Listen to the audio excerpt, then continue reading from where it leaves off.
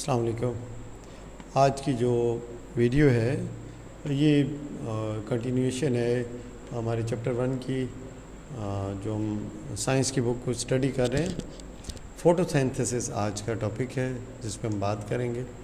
Photosynthesis वो process है जिसके दौरान पौधे कार्बन डाइऑक्साइड और वाटर को कंबाइन करते हैं, मिलाते हैं आपस में। कार्बन डाइऑक्साइड और वाटर आपस में मिल जाते हैं किसकी मौजूदगी में?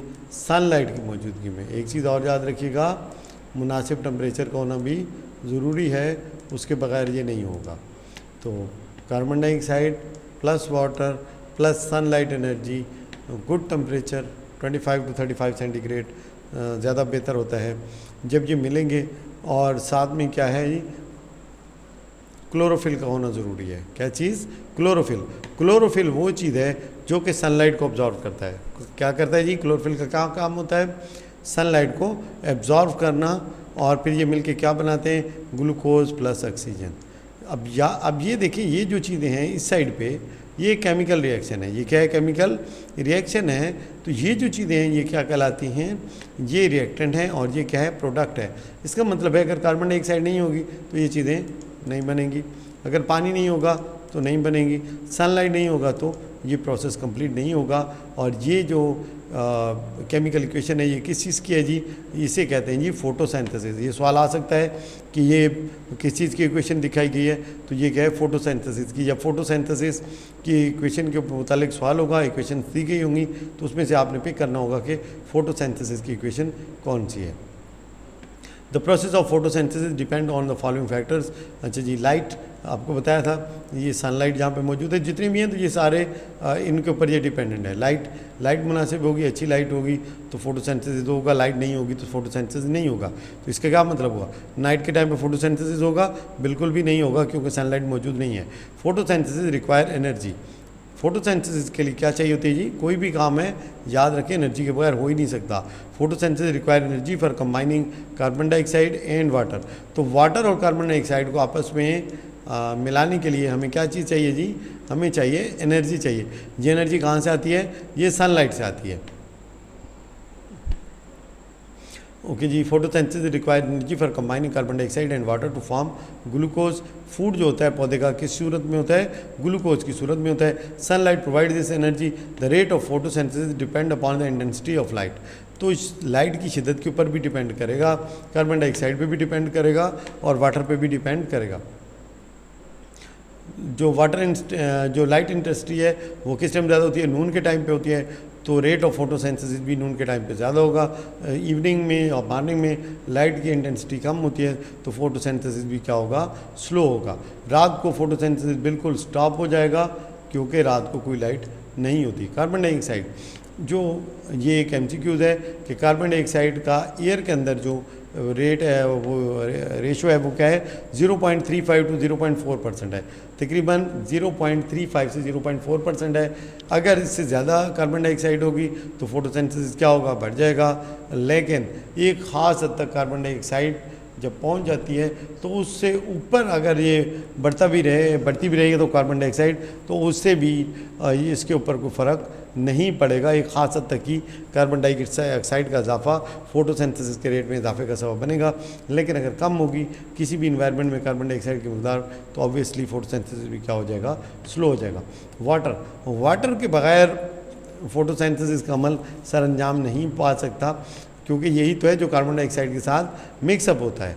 अगर ये नहीं है तो क्या होगा? जो पौधा होगा वो कम फूड प्रोड्यूस करेगा, और पानी बिल्कुल नहीं है तो फिर फोटोसिंथेसिस स्टॉप हो जाएगा। Chlorophyll, the process of photosynthesis can not take place without chlorophyll. ये वो केमिकल है जो कि इस केमिकल रिएक्शन के लिए ज़रूरी है। क्लोरोफिल का क्या काम है? ये लाइट को जज़ब करता है। लाइट को क्या करता है? ऑब्जॉर्व करता है, और उसको फोटोसिंथेसिस के प्रोसेस में यूज़ करने के काबिल बनाता है। अगर ये नहीं होगा तो फोटोसिंथेसिस नहीं होगा। अगर ये अच्छी क्वांटिटी में होगा तो लाजमी बात है फोटोसिंथेसिस भी बेहतरीन चलेगा। और ये कहाँ पे, किस सेल्स के अंदर मौजूद होता है? मीज़ोफिल सेल्स में होता है। इन मीज़ोफिल सेल्स को क्या कहते हैं? सिंथेटिक सेल्स भी कहते हैं। और मीज़ोफिल सेल्स किस चीज़ के अंदर होते हैं? ये क्लोरोप्लास्ट के अंदर होते हैं। तो क्लियर होगी बात। क्लोरोप्लास्ट के अंदर होते हैं मीजोफिल सेल, और मीजोफिल सेल के अंदर क्या होता है जी, क्लोरोफिल। और क्लोरोफिल का क्या काम है, सनलाइट को ऑब्जॉर्व करना। टेम्परेचर 25 से 35 सेंटीग्रेड ये बेस्ट टेम्परेचर है। बहुत ज़्यादा हाई टेम्परेचर या लो टेम्परेचर के ऊपर जो फोटोसिंथेसिस है वो एडवर्सली इफेक्ट होता है, मतलब है कि स्लो हो जाता है। और अगर बहुत ज़्यादा सर्दी हो तो फिर बिल्कुल बंद भी हो सकता है, क्योंकि लाइट ही नहीं होगी, लाइट एनर्जी नहीं होगी तो फोटोसिंथेसिस का अमल नहीं हो सकेगा। Adaptation in leaf structure for photosynthesis, जो लीफ है इसका स्ट्रक्चर किस लिहाज से फोटोसिंथेसिस के लिए बड़ा ज़बरदस्त है। एक तो है जो ब्लेड होता है, लीफ का जो पत्ता होता है वो क्या होता है, फ्लैट होता है, सीधा होता है और मैक्सिमम लाइट एब्जॉर्व कर सकता है। दूसरा जो थिन है, ठीक है, thin blade of the leaf make the light and carbon dioxide reach the internal part easily. पत्ते के अंदरूनी हिस्सों तक बड़े आराम से सनलाइट पहुंच जाती है, क्योंकि बाहर तो कोई फोटोसिंथेसिस नहीं होता, पत्ते के अंदर ही होता है सारा कुछ। तो थिक लेयर ऑफ पैलिसेड क्या है, thick layer of palisade mesophyll containing large number of chloroplast just beneath the upper epidermis can make maximum absorption of light to making food for the plant. अगर हम दिखा सकें, कल मैंने आपको दिखाया था, ये तस्वीर है, ये मौजूद है, ये अपर एपिडर्मिस है। अपर एपिडर्मिस के बिल्कुल नीचे क्या होते हैं, पैलिसेड मेसोफिल सेल्स होते हैं, ये मैंने बताया था लंबूतरी शक्ल के होते हैं, और इसके अंदर क्या होता है, मैक्सिमम अमाउंट में होता है क्लोरोफिल होता है। तो यहाँ तक ये जो लेयर होती है, यहाँ से बड़े आराम से यहाँ तक पहुँच जाता है। बीच में आप ये स्पेस भी दे सकते हैं, इसका भी एक ख़ास काम है। जो बीच में स्पेस मौजूद है ये स्पंजी मेसोफिल सेल्स के बीच में, इसका भी ख़ास काम है। आगे बात करते हैं इसके ऊपर। उसके बाद क्या है, maximum air spaces among spongy mesophyll near the lower epidermis provide an easy passage for carbon dioxide to diffuse into cells containing chloroplast to facilitate photosynthesis. अब जहाँ ऊपर से जो ये आ रही थी कार्बन डाइऑक्साइड, अब नीचे वहाँ पे क्या है, स्पेस मौजूद है, स्पेस क्या है, मौजूद है, तो वहाँ तक आराम से कार्बन डाइऑक्साइड ऊपर से नीचे आ जाती है, और फिर क्या है, ये स्पंजी मेसोफिल सेल्स में जमा रिएक्ट कर जाती है, किसके साथ, वाटर और फिर क्लोरोप्लास्ट और फिर सनलाइट के साथ मिलके, और पौधे के लिए क्या बनाते हैं, फूड बनाते हैं। तो न्यूमरस स्टोमेटा इन द, मैंने बताया था कि जो लोअर एपिडर्मिस है, तो अगर ये पूरा स्ट्रक्चर है तो ऊपर अपर एपिडर्मिस हो गई और नीचे क्या है, लोअर एपिडर्मिस है। यहाँ पे पोर्स होते हैं, पोर्स का मतलब है यहाँ पे सुराख होते हैं जहाँ से कि जो कार्बन डाइऑक्साइड है और ऑक्सीजन है और प्लस क्या है, वाटर वेपर्स हैं, इनका इन आउट जो है ना बड़े आराम से हो सकता है। इसके साथ जो स्टोमेटा है, इसके साथ दो गार्ड सेल्स होते हैं, वो उस पैसेज को बंद और ओपन करते रहते हैं according to the requirement. Division of vascular bundle into small branches spread throughout the leaf. जो वेस्कुलर बंडल होता है, इसकी छोटी छोटी शाखें होती हैं और ये पूरे पत्ते के अंदर क्या होती हैं, फैली होती हैं। ये देख रहे हैं यहाँ पे, ये छोटी छोटी शाखें क्या हैं, ये ब्रांचेज हैं, ये क्या है, फैली होती हैं, और ये पूरे, इनको वेन्स कहते हैं, और ये पूरे पत्ते के अंदर बड़े आराम से जो पानी है वो पहुँचाती हैं, जो कि फोटोसिंथेसिस के अमल के दौरान एक इंतहाई अहम जुज़्व है, उसके बगैर ये काम मुमकिन नहीं है। और जब खुराक बन जाती है तो फिर इन्हीं कुछ ब्रांचेस के ज़रिए जो फूड होता है वो पौधे के बाकी हिस्सों तक क्या होता है, सप्लाई होता है। जो फोटोसिंथेसिस का अमल होता है लीव्स में भी होता है, लेकिन कुछ पौधों में ये स्टेम के अंदर भी होता है, ग्रीन स्टेम के अंदर भी ये सरंजाम पाता है, तो ये भी आपको मालूम होना चाहिए।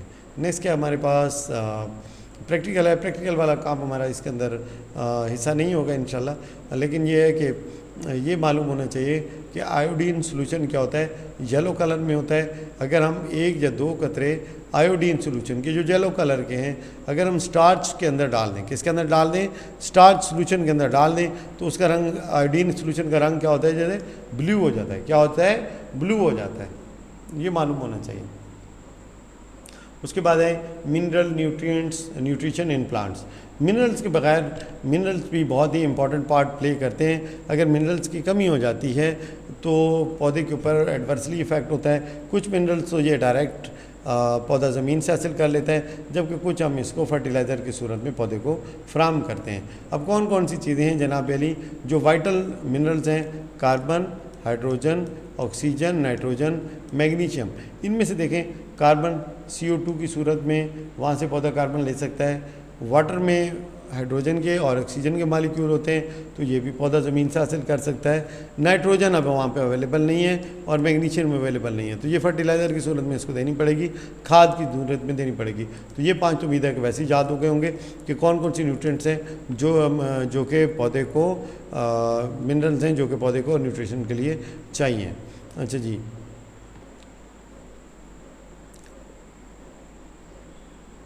उसके बाद मैग्नीशियम है। Magnesium is required by the plant for the formation of chlorophyll. अब ये एक MCQs है जी, क्लोरोफिल बनाने के लिए पौधे को कौन सा मिनरल चाहिए, तो जवाब क्या होगा इसका, मैग्नीशियम होगा।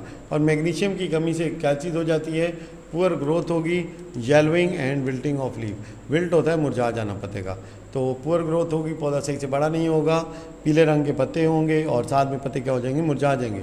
जो नाइट्रोजन है ये is required plant for making chlorophyll, तो ये भी सेम काम के लिए यूज़ हो रहे हैं। मैग्नीशियम तकरीबन 90% तो दोनों का काम सेम ही है, नाइट्रोजन का भी और मैग्नीशियम का भी, दोनों क्लोरोफिल के लिए इस्तेमाल होते हैं। और इसका एक्स्ट्रा नाइट्रोजन क्या है, अमाइनो एसिड के लिए। अमाइनो एसिड क्या काम करता है, ये प्रोटीन बनाता है। तो क्लोरोफिल नेसेसरी फॉर फोटोसिंथेसिस, ये तो हमने पहले पढ़ लिया। Protein is necessary for growth. Protein क्या है, ये भी एक MCQs है कि जनाब ग्रोथ के लिए कौन सी चीज़ चाहिए आपको, प्रोटीन चाहिए। उसके बाद है रिपेयर के लिए and other developments and defensive function. तो ये 4 काम है किसके, ग्रोथ, रिपेयर, डेवलपमेंट और डिफेंसिव फंक्शन। तो प्रोटीन चाहिए और प्रोटीन के बनाने के लिए आपको क्या चाहिए, नाइट्रोजन चाहिए। क्या है, नाइट्रोजन चाहिए। अच्छा जी, नाइट्रोजन की डेफिशिएंसी से भी पत्ते क्या हो जाते हैं, पेल ग्रीन या येलो हो जाते हैं। इसका भी तकरीबन ऐसे ही है। अच्छा जी, rate of photosynthesis and growth in plants, ये दोनों तकरीबन एक ही तरह के काम है। अच्छा, इसको ज़रा गौर से देखना पड़ेगा। नेक्स्ट हमारे पास रेस्पिरेशन प्लांट्स, ये नेक्स्ट वीडियो में कवर करेंगे। इसके लिए अभी तक के लिए इतनी काफ़ी है। Thank you very much. अल्लाह हाफ़िज़।